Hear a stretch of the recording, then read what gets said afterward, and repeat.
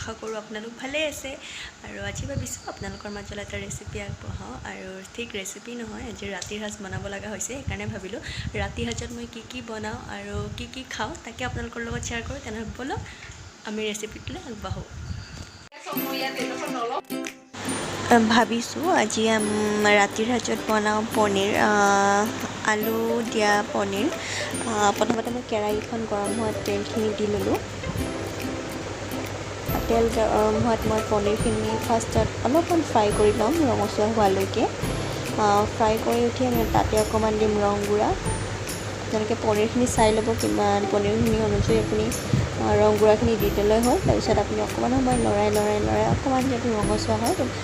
ভাজি ল'লে হ'ল আৰু তাৰ লগতে মই ভাতখিনি বনাই ল'লোঁ ভাতখিনি বনাই মই পনীৰখিনি ভাজি ৰঙচুৱা হৈছে আৰু তেনেতেই মই পনীৰখিনি কেৰাহীৰ পৰা নমাই থ'লোঁ আৰু কেৰাহীৰ পৰা নমাই থৈয়ে মই তেল গৰম হোৱাত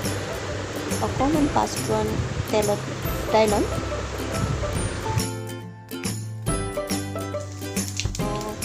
ক্ষমা কৰিব আচলতে পাঁচফোৰণ দিয়া নাছিলোঁ জিৰা ফুটাই লৈছিলোঁ আৰু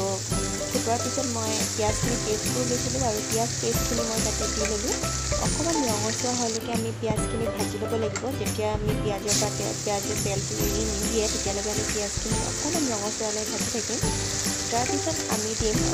অকণমান হালধি আৰু মই কাটি থৈছিলোঁ নহৰু সৰু সৰুকৈ আমি সেইখিনি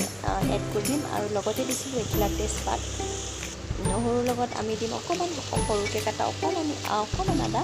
আৰু মই লগতে কাটি লৈছোঁ দুটা মিডিয়াম চাইজৰ বিলাহী আৰু বিলাহীখিনিও আমি তেলত দি ল'ম আৰু সেইখিনি আমি ভালকৈ সিজি নোযোৱালৈকে আমি ভাজি থাকিব লাগিব আৰু মই আপোনালোকক দেখুওৱা নহ'ল মই আলু বইল কৰি থৈছিলোঁ আৰু আলু বইলখিনি মই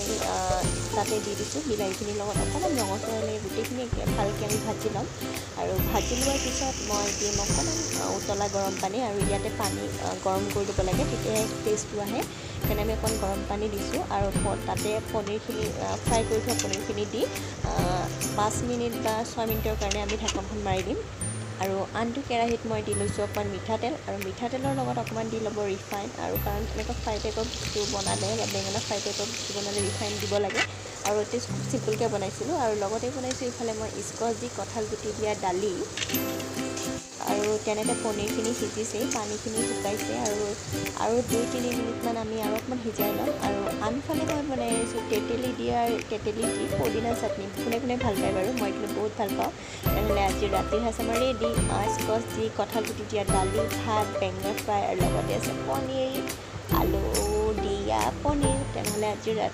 ৰাতিৰ সাঁজ মোৰ ৰেডি মই ভাতটো খাই লওঁ তাৰপিছত লগ পাই আছোঁ